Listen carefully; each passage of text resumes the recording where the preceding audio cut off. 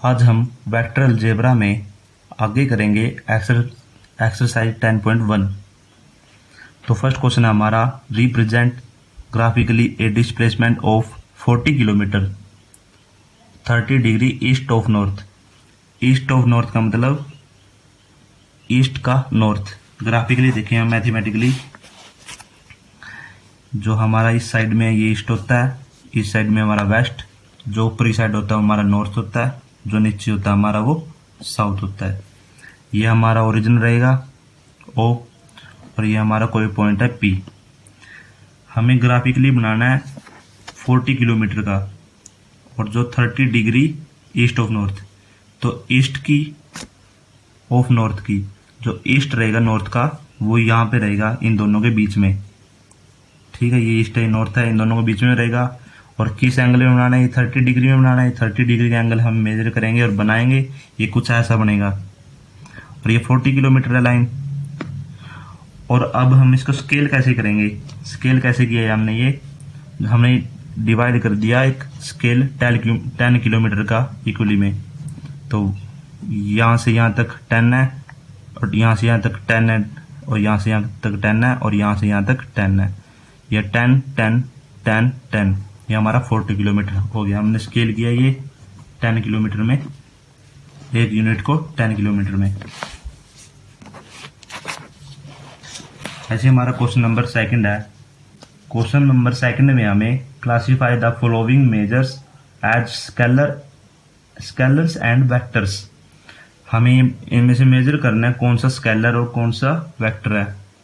जैसे फर्स्ट हमारा 10 kg, यहाँ पे 10 kg हमारा, मैंने बताया था इंट्रो में, हमने पढ़ा अच्छे से। जो हमारा kg में कुछ चीज आएगी वो हमारी मास होती है, और मास हमारा एक स्केलर है। जैसे 2 मीटर अगर हमारा 2 मीटर रहता तो हमारा स्केलर हो जाता, लेकिन इसमें एक नॉर्थ वेस्ट, जैसे ऊपर के क्वेश्चन में थे हमारा, जैसे इसमें एक डायरेक्शन दी हुई है कि ईस्ट ऑफ नॉर्थ है, तो हमारा इसमें डायरेक्शन भी दी हुई है और हमारा मैग्नीट्यूड भी है, तो हमारा ये वेक्टर आएगा। इसमें हमारा बस मैग्नीट्यूड था, ये स्केलर था, इसमें magnitude as well as direction है, तो ये हमारा वेक्टर हो गया। 40 डिग्री कोई टेम्परेचर रहेगा, वो हमें पता है, स्केलर ऑब्वियसली, इसमें कोई डायरेक्शन नहीं है। 40 वाट, एक 40 वाट है, हमें पता है इसमें 40 वाट एक ये यूनिट है, यहाँ में इसमें कोई डायरेक्शन नहीं है, तो ये स्केलर रहेगा। फिफ्थ पार्ट हमारा 10 की पावर -19 कॉलम। ये कॉलम में दी हुई है हमें क्वांटिटी, लेकिन इसमें हम मेजर करेंगे, हम साइंस के स्टूडेंट ने पढ़ा है, हम इसको मेजर करेंगे। इसमें हमारी कोई डायरेक्शन का जिक्र नहीं है, कोई डायरेक्शन नहीं है, तो हमारा एक ये मैग्नीट्यूड रहेगा जिसको हम स्केलर में मेजर करेंगे। लास्ट पार्ट हमारा 20 मीटर पर सेकंड स्क्वायर। अगर हम इसको मेजर करेंगे तो ये हमारा एक वेक्टर है। ये तो हमारा सेकंड क्वेश्चन। थर्ड क्वेश्चन है हमारा, थर्ड क्वेश्चन में हमें classify the following as scalar and vector quantities. हमें इसमें भी स्केलर वेक्टर क्वांटिटी बतानी है। एक टाइम पीरियड है हमारा, एक टाइम चलेगा, हमने मैंने इंट्रो में बताया एक टाइम, उसमें कोई डायरेक्शन नहीं है, एक टाइम है, वो हमारा एक स्केलर है। एक डिस्टेंस है, डिस्टेंस हमारा पता है हमें, एक डिस्टेंस हमारी, जिसमें डिस्टेंस आता है तो उसकी ऑब्वियसली कोई ना कोई डिस्टेंस है, तो मैग्नीट्यूड तो होगा ही, लेकिन एक डिस्टेंस की अगर हमें साथ में दिया होता है ईस्ट या वेस्ट है, तो वो हमारा डायरेक्शन भी होता है, लेकिन ये इसमें बस मैग्नीट्यूड दिया हुआ है, तो हमें पता है कि ये स्केलर है। इसमें कोई डायरेक्शन का हमें जिक्र नहीं है। फोर्स है, फोर्स है, हम अब हमें पता है हम फोर्स लगाएंगे, पहले तो हम पता है मैग्नीट्यूड आएगा, उसमें कुछ फोर्स कितना लगाएंगे, और साथ साथ हम पूछेंगे कि फोर्स कौन सी डायरेक्शन में लगाना है। तो फोर्स में एक डायरेक्शन का यूज होता है पक्का, हमें पता है, तो जिसमें दोनों होते हैं डायरेक्शन और मैग्नीट्यूड, वो हमारा एक वेक्टर है। ऐसे ही हमारा वेलोसिटी है, वेलोसिटी भी हमारा एक वेक्टर है। वर्क डन, हमने काम कुछ किया लेकिन इसमें डायरेक्शन का क्या लेना देना, तो ये हमारा एक स्केलर रहेगा। फोर्थ क्वेश्चन है हमारे पास फोर्थ क्वेश्चन में एक ये स्क्वायर है, इसमें हमें आइडेंटिफाई करने हैं, ये 3 पार्ट है, coinitial, equal, collinear but not equal. तो फर्स्ट पार्ट है हमारा कोइनिशियल। तो कोइनिशियल में हमें ये बताना है कोइनिशियल कौन कौन से वेक्टर है। तो सबसे पहले देखेंगे हम कोइनिशियल होता क्या है। कोइनिशियल क्या होता है, जिसके सेम इनिशियल पॉइंट हो। तो हम देखेंगे इन दोनों टर्मिनल पॉइंट यहाँ पे हो रहा है, इसका इनिशियल पॉइंट है सी का, लेकिन बी का ये टर्मिनल पॉइंट है, ये नहीं होगा ना ये होगा। ये पॉइंट दिख रहा है हमें, ये इसका भी इनिशियल पॉइंट है और ये इस लाइन का भी इनिशियल पॉइंट है। तो ए, तो हमारा आंसर आ जाएगा vectors A and B are coinitial. ये ए वेक्टर हमारा, ये सॉरी डी है, डी, ये ए वेक्टर और हमारा डी वेक्टर ये एक कोनिशियल है। हमने देखा भी ए और डी वेक्टर, इन दोनों का इनिशियल पार्ट ये है। इक्वल है नेक्स्ट। इक्वल में हमने पढ़ा था इक्वल होता क्या है, हम पीछे पढ़ गया है, देखिए ये रहा हमारा, जिसमें सेम मैग्नीट्यूड हो और सेम डायरेक्शन हो।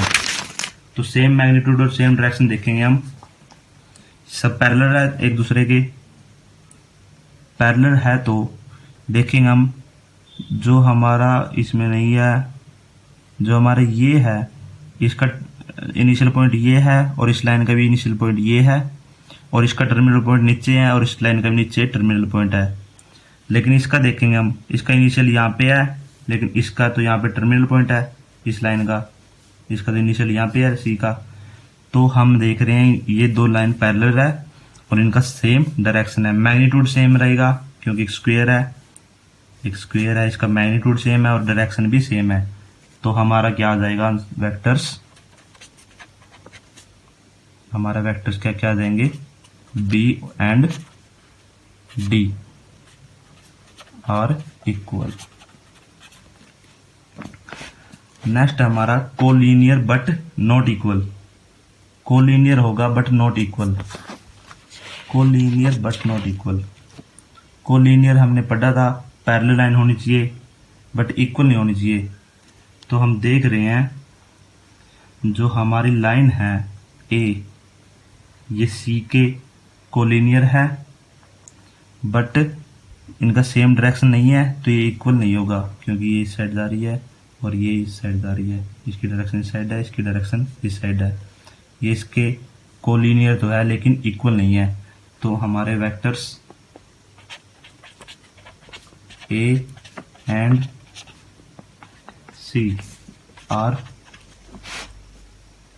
Collinear but not equal. ये हमारा 4th क्वेश्चन था। नेक्स्ट हमारा 5th क्वेश्चन। 5th क्वेश्चन में हमें ट्रू और फॉल्स बताने हैं। ट्रू और फॉल्स बताने हैं तो हम देखेंगे हमारे पास ए वेक्टर है और माइनस ए वेक्टर है, वो कोलिनियर होंगे। हमें पता है कोलिनियर के लिए हमें एक पैरेलल लाइन चाहिए बस, लेकिन उससे डायरेक्शन का कोई फर्क नहीं पड़ेगा कौन सी डायरेक्शन में हो। तो नेगेटिव ए वेक्टर और माइनस ए वेक्टर का मतलब है हमारी जो ए है यहाँ पे, अगर यहाँ से यहाँ तक हमने ये ए वेक्टर मानना है तो इसका अपोजिट क्या होगा, इस साइड होगा, तो ये माइनस ए आएगा। लेकिन हमें कोलिनियर बढ़ाएगी इसके पैरेलल होनी चाहिए बस, जिसे हमें डायरेक्शन का कोई लेना देना नहीं। तो ये ट्रू है, ये दोनों कोलिनियर होगी। नेक्स्ट हमारा 2 collinear vectors. 2 collinear vectors are always equal in magnitude. हमेशा इक्वल होंगे दो कोलिनियर वेक्टर्स। क्या ट्रू है या फॉल्स है? ये फॉल्स है, क्योंकि दो collinear vectors are always equal in magnitude. हमें पता है ये लाइन कोलिनियर है, लेकिन इसकी ये थोड़ा ना पता हम ये लाइन इक्वल है, इनका मैग्नीट्यूड सेम होगा, इसका कोई पता नहीं। कोई एक छोटी भी हो सकती है, एक ये है ए वेक्टर है, और ये ऐसे भी हो सकती है, एक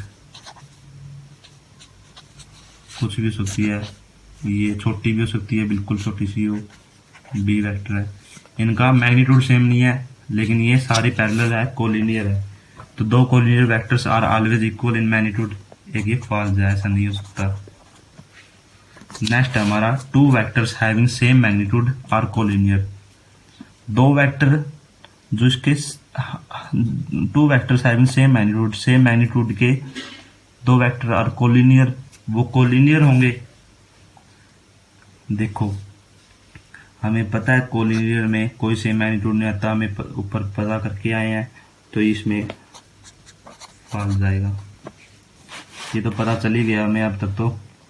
नेक्स्ट हमारा two collinear vectors having the same magnitude are equal.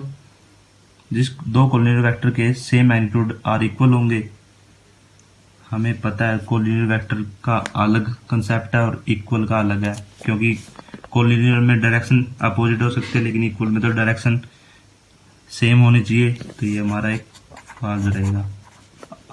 ठीक है, ये था हमारा 10.1 एक्सरसाइज।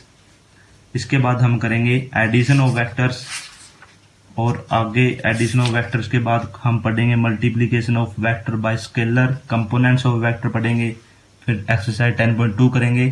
तब तक के लिए थैंक यू।